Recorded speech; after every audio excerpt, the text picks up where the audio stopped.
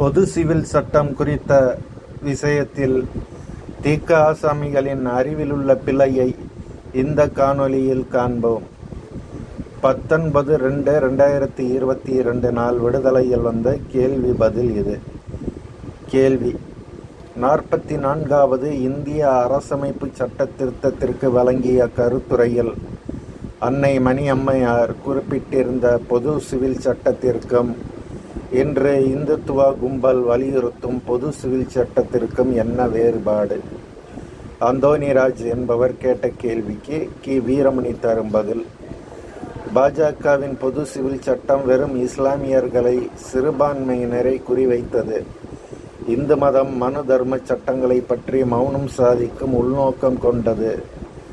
கலகம் முன்வைப்பது பொதுவான அனைவருக்குமாக இணைத்து எந்த உள்நோக்கமும் இல்லாமல் சமூக மாற்றத்தினை கருத்தில் கொண்டு கூறுவதாகும். சூத்திர பட்டமும் ஒழிய வேண்டும் என்பதை முதன்மையாக கொண்டதாகும். இந்த கேள்வி பதில் மூலம் மணி அம்மை பொது சிவில் சட்டத்திற்கான தேவை பற்றி குறிப்பிட்டிருக்கிறார் என்பதை அறிய முடிகிறது. அத்தோடு தி.க. மணியம்மை குறிப்பிட்ட பொது சிவில் சட்டத்தின் நோக்கம் வேறு, இன்றைக்கு பாஜக கூறக்கூடிய சிவில் சட்டம் வேறு என விடுதலை குறிப்பிடுகிறது. கி. வீரமணி: பாஜகவின் பொது சிவில் சட்டம் வெறும் இஸ்லாமியர்களை, சிறுபான்மையினரை குறிவைக்கக்கூடியது என்கிறார். சரி, மணியம்மை குறிப்பிட்ட பொது சிவில் சட்டம் கி. வீரமணி பாணியில் குறிப்பிடுவதாக இருந்தால் இந்துக்களை குறிவைப்பதாக இருக்கும் என சொல்லலாமா? அது தவறில்லையா? சிறுபான்மை சமூகத்தை பார்த்தாலே நடுநடுங்குகிற தி.க. கும்பல் கொண்டு வரக்கூடிய பொது சிவில் சட்டம் நேர்மை தன்மையை கொண்டிருக்குமா, அல்லது சிறுபான்மை சமூகத்தினருக்கு பயந்து அதற்கேற்ப சட்டத்தை வடிவமைக்குமா? மதம் பார்த்து பகுத்தறிவை காட்டக்கூடிய ஈன அறிவை பெற்றவர்கள் கொண்டு வரக்கூடிய சட்டமும் ஈனத்தனத்தை கொண்டிருக்காது என்பது என்ன நிச்சயம்? இப்போது தி.க. கும்பலிடம் கேட்பதற்கு சில கேள்விகள் உள்ளன. நேர்மையாக பதில் சொல்கிற திராணியை வைத்திருக்கிறார்களா என பார்ப்போம். பாஜக பொது சிவில் சட்டம் கொண்டு வந்தாலும் சரி, திமுகவின் ஆதரவு பெற்ற காங்கிரஸ் அரசு மத்தியில் இருந்து அவர்கள் பொது சிவில் சட்டம் கொண்டு வந்தாலும் சரி, சிறுபான்மை சமூகம் அதனை எதிர்க்கவே செய்யும். பொது சிவில் சட்டத்தை பாஜக கொண்டு வருகிறது என்பதால் மட்டும் எதிர்க்கவில்லை, யார் கொண்டு வந்தாலும் எதிர்ப்பது என்பதே அவர்களின் நிலைப்பாடு. சூழ்நிலை கருதிதான் அவர்கள் அந்தந்த நாட்டு சட்டங்களை வேறு வழியில்லாமல் ஏற்றுக்கொள்கிறார்களே தவிர, மற்றபடி அவர்கள் விரும்புவதெல்லாம் இஸ்லாமிய ஷரியத் சட்டத்தை தானே. காங்கிரஸ் காலத்திலான ஷாபானோ வழக்கில் முஸ்லிம்களின் எதிர்ப்பின் மூலமும் இன்றைக்கு தலாக் மசோதாவுக்கு அவர்கள் காட்டிய எதிர்ப்பின் மூலமும் இந்த உண்மையை உணர முடியும். இந்த அடிப்படை உண்மைகளை கூட தெரிந்து கொள்கிற புத்தி இல்லாமல் பொது சிவில் சட்டம் பற்றி பேசுகிற தி.க. கும்பலிடம் என்ன உண்மைத்தன்மை இருக்கும்? ஈவே ராமசாமி கிழித்த கோட்டை தாண்டாத மணி அம்மையம் இந்த விஷயத்தில் அறிவில் கோட்டை விட்டவராக தானே இருப்பார். என்ன அறிவுடன் பொது சிவில் சட்டத்தை பற்றி பேசுவார்? இந்து சமுதாயம் பாஜக பொது சிவில் சட்டத்தை கொண்டு வந்தாலும் சரி, திமுகவின் ஆதரவு பெற்ற காங்கிரஸ் அரசு மத்தியில் இருந்து அவர்கள் பொது சிவில் சட்டம் கொண்டு வந்தாலும் சரி, ஏற்றுக்கொள்ளத்தான் போகிறார்கள். சூத்திர பட்டம் அப்படியே இருக்க வேண்டும் என எவனும் பேசப்போவதில்லை. இல்லாத ஒன்றை இருப்பதாக காட்டி அச்சுறுத்துவதுதானே தி.க. கும்பலின் வேலை. திமுக ஆதரவிலான அரசு இந்துக்களுக்கு எதிராக அல்லது இந்துக்களை குறிவைத்து பொது சிவில் சட்டம் கொண்டு வருகிறது என ஒப்பாரி வைக்க மாட்டார்கள் இந்துக்கள். மொத்த தேசத்தின் நலனுக்காகத்தான் அவை கொண்டு வரப்படுகிறது என்பதாகத்தான் பார்ப்பார்கள். இந்த உண்மையை ஒருபோதும் அறிகிற அறிவோ திராணியோ தி.க. கும்பலுக்கு இருக்காது. காரணம், ஈரோட்டு கண்ணாடி அணிந்திருப்பதால். அதை கலட்டி எறிந்தால்தான் நாம் சொல்வதிலுள்ள உண்மை புரியும்.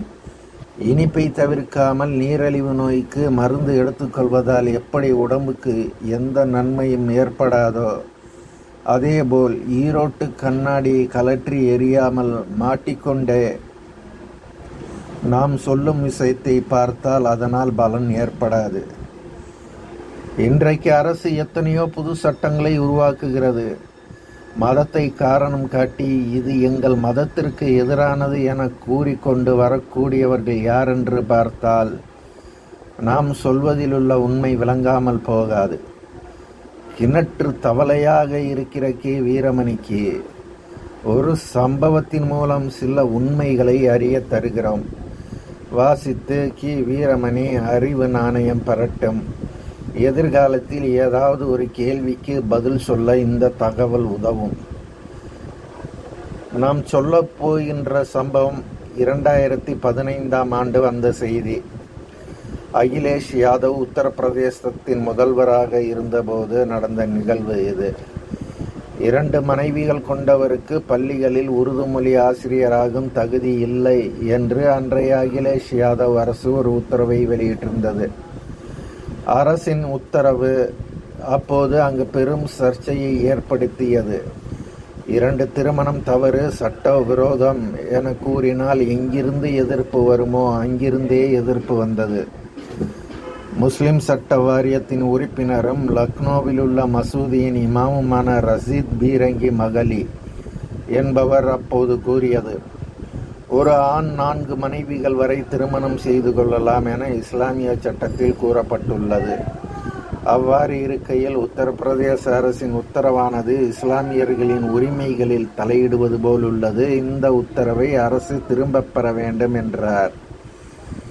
இதுவரை எந்த இந்துவாவது முருகனுக்கு 2 மனைவிகள், அதனால் இருதார மனம் சட்ட விரோதம் என சட்டம் இயற்றியது தவறு என நீதிமன்றத்திற்கு போயிருக்கிறார்களா? வக்கீல் வீரமணி இதற்கு பதில் சொல்லலாம். இனி பதிவின் ஆரம்பத்தில் நாம் கூறியதை வாசிப்போம். இந்து சமுதாயம் பாஜக பொது சிவில் சட்டம் கொண்டு வந்தாலும் சரி, திமுகவின் ஆதரவு பெற்ற ஒரு அரசு மத்தியில் இருந்து அவர்கள் பொது சிவில் சட்டம் கொண்டு வந்தாலும் சரி ஏற்றுக்கொள்ளத்தான் போகிறார்கள். திமுக ஆதரவிலான காங்கிரஸ் அரசு இந்துக்களுக்கு எதிராக அல்லது இந்துக்களை குறிவைத்து பொது சிவில் சட்டம் கொண்டு வருகிறது என ஒப்பாரி வைக்க மாட்டார்கள்.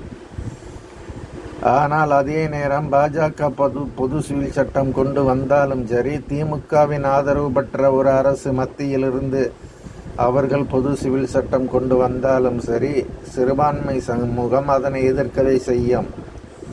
பொது சிவில் சட்டத்தை பாஜக கொண்டு வருகிறது என்பதனால் மட்டும் அது எதிர்க்கப்படவில்லை. யார் கொண்டு வந்தாலும் எதிர்ப்பது என்பதே அவர்களின் நிலைப்பாடு. காரணம், ஷரியத் சட்டத்திற்கு எதிரானது என்பதால். இந்த அடிப்படை உண்மைகளை கூட தெரிந்து கொள்கிற அறிவில்லாதவர்களாகத்தானே தீகா சுவாமிகள் இருக்கிறார்கள். இவர்கள் பொது சிவில் சட்டம் பற்றி பேச வாய் திறக்கலாமா? எதை பற்றி பேசுவதாக இருந்தாலும் 2ஐ கற்றுக்கொண்டு பேச வேண்டும் என்பதே ஆசிரியர் வீரமணிக்கு நாம் தருகிற அறிவுரை. அந்த 2, எந்த விஷயத்தையும் முதலில் முழுமையாக தெரிந்து கொள்ள வேண்டும். தெரிந்து கொண்ட முழுமையை நேர்மையாக பேச வேண்டும், எதையும் மறைக்காமல் இடைச்சொருகல் இன்றி.